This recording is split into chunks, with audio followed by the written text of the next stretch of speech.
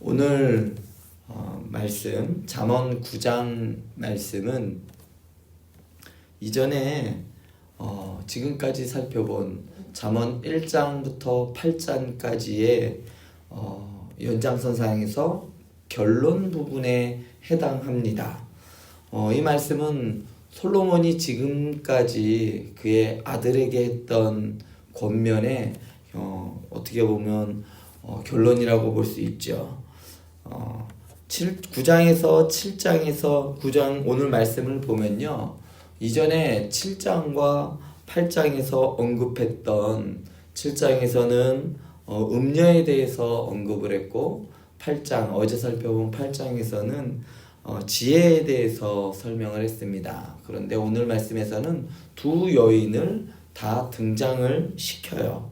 그러면서 우리로 하여금 너희는 음녀를 따를 것인지 아니면 지혜를 따를 것인지 결정하라 라는 그런 뜻에서 9절에서 두 여인을 같이 등장을 시킵니다.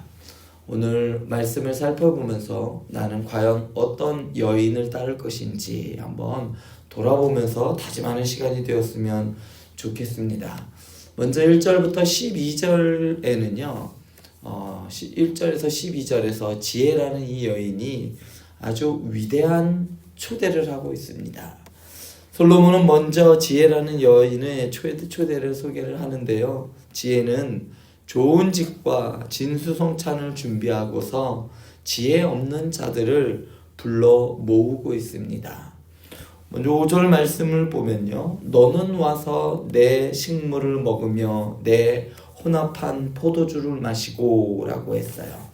지혜의 초대를 받은 자들은요, 지혜와 함께 먹고 마시면서 생명을 얻을 수가 있는 겁니다. 그런데 지혜는 여기에 한 가지 조건을 제시합니다.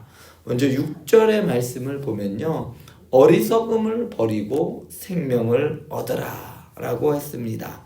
무엇이라고, 조건이 무엇이냐면요, 지혜의 초대의 조건은 어리석음을 버리는 것입니다. 지혜와 함께 하기 위해서는 단호한 결단이 필요한 것이죠. 겸손한 자세로 자신의 모든 것을 내려놓고 지혜를 전적으로 따르기로 결정해야 하는 겁니다. 먼저 또한 8절 말씀을 보면요, 거만한 자를 책망하지 말라. 그가 너를 미워할까 두려우니라. 그렇기 때문에 거만한 자와는 결코 지혜와 함께 할 수가 없는 겁니다. 10절에는 이렇게 말해요. 여호와를 경외하는 것이 지혜의 근본이라는 말씀이 나와요. 이는 하나님을 두려워하는 것이 지혜의 시작이라는 의미입니다. 하나님도 두려워하지 않는 자가 어찌 사람을 두려워하겠습니까? 그런 사람은 그 누구의 말도 듣지 않죠. 오직 자기 마음대로 결정하고 자기 스스로 행동을 하는 사람입니다. 7절 말씀을 보면 거만한 자를 경계하는 자는 도리어 능욕을 받고 악인을 책망하는 자는 도리어 흠이 잡히느니라. 만일 누군가 자신을 책망하면 그를 모욕하고 비난하면서 극도의 반감을 보입니다. 그 사람들은 대부분 그런 것 같아요. 내 생각과 다른 이야기를 하면 이제 그때부터 언쟁이 되는 거죠.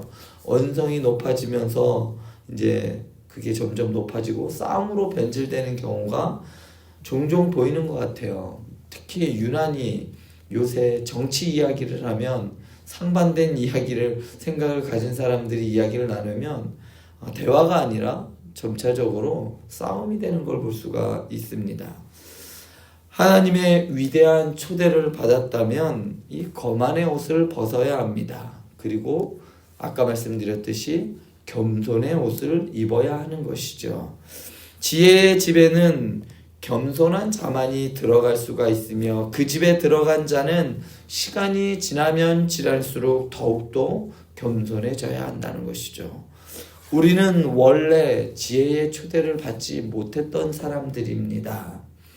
지혜의 집에 초대를 받을 자격도 없고 아무것도 없는 자들이었죠. 그렇기 때문에 지혜가 만든 좋은 집도, 지혜가 차려놓은 진수성찬도, 지혜가 주는 생명도, 그 어떤 것 하나도 우리는 당연히 여겨서는 안 된다는 것입니다. 하나님의 위대한 초대를 받은 우리는 본래 초대받을 만한 자들이 아니라는 사실을 잊지 말아야 합니다. 결혼식이 있거나 장례식이 있으면 부고나 청첩을 돌립니다. 어떤 사람들한테 할까요? 모르는 사람한테 하는 게 아니라 조금이라도 관계가 있거나 옆에 있거나 그걸 받을 만한 조금이라도 자격이 있는 사람에게 줍니다. 하다못해 10년 전에 알았던 사람에게도 청첩을 줍니다. 그게 자격이니까요. 그런데 우리는요, 하나님으로부터 이 초대받을 만한 자격이 없었던 사람들입니다.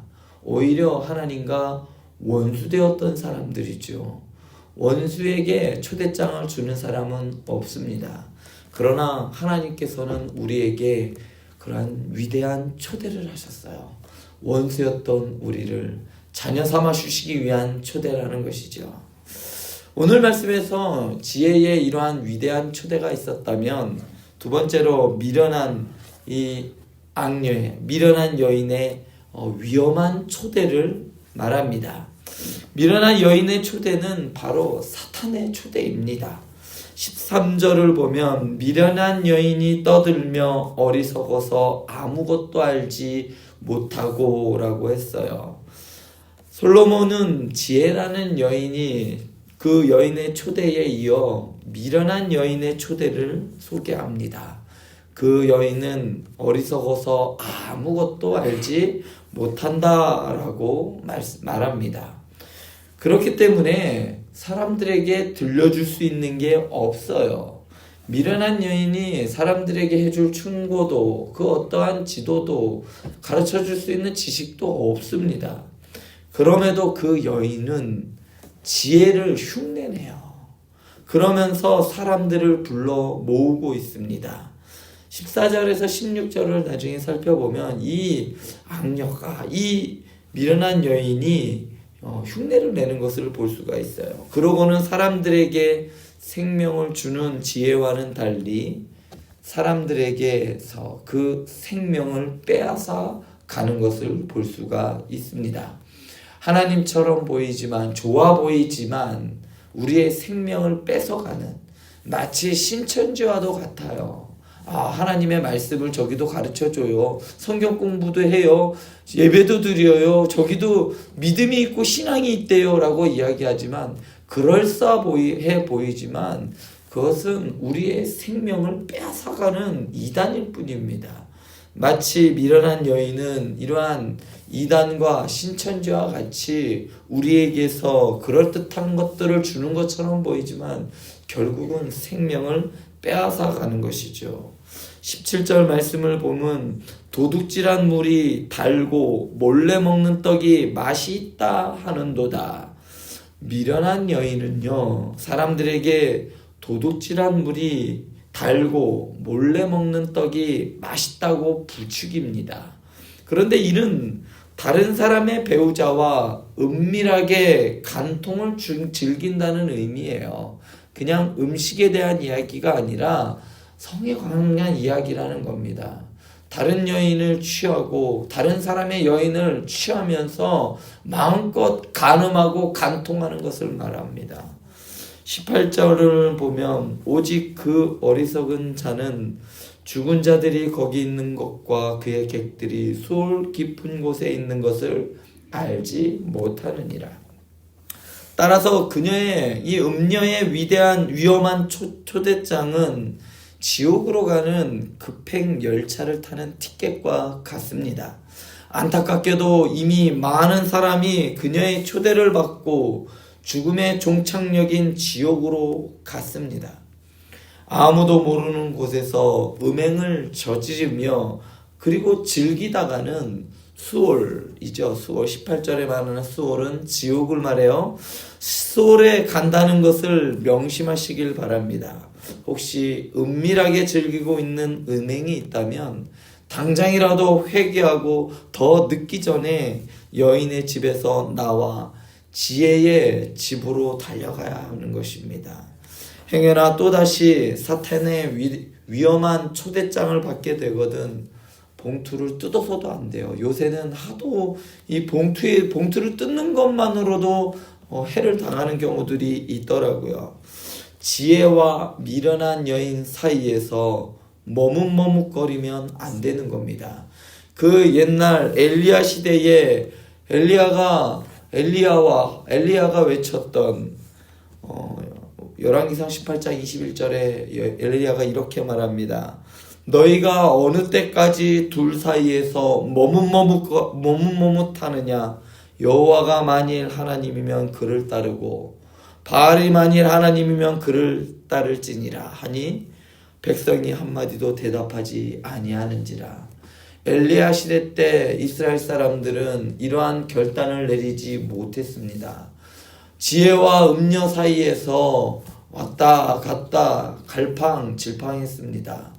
이러한 시대가 지금의 시대가 아닌가 싶습니다. 조금만 정신을 놓고 조금만 눈길을 잘못 돌리면 이러한 음녀의 위험으로부터 유혹으로부터 우리는 벗어날 수 없게 됩니다. 우리에게는 단호한 결단이 필요합니다. 단호한 선택이 필요합니다. 1장에서부터 8장에 이르는 이러한 간절한 그러한 권면을 들은 우리가 내릴 최종 결정은 너무나 명백하지요. 하지만 최종 선택은 끝이 아니라 시작입니다. 그러니 고린도전서 10장 12절에 보면 손줄로 생각하는 자는 넘어질까 조심하라 라는 말씀을 기억하시기 바랍니다. 나는 지금은 괜찮아, 난 괜찮아 라고 해도 언제든 넘어질 수 있는 존재라는 것을 기억하면서 항상 조심하면서 우리가 넘어지지 않기 위해서 말씀을 붙들고 기도하며 하나님께 넘어지지 않도록 이길 수 있도록 기도하며 나아가야 하는 것이죠. 바울이 빌립보 교회의 한 당부의 말과 같이 빌립보서 2장 12절에서 그러므로 나의 사랑하는 자들아 너희가 나 있을 때뿐 아니라 더욱 지금 나 없을 때에도 항상 복종하여 두렵고 떨림으로 너희 구원을 이루라 라고 권면하였습니다. 우리가 얻은 이 구원의 은혜를 두렵고 떨림으로 이루어 가야 하는 겁니다. 오늘 아침에도 하나님께 두려움으로 떨림으로 부르짖음으로 우리의 구원을 이루어 나아가는 우리 행복한 교회 성도님들 되길 간절히 축원드립니다. 기도하시겠습니다.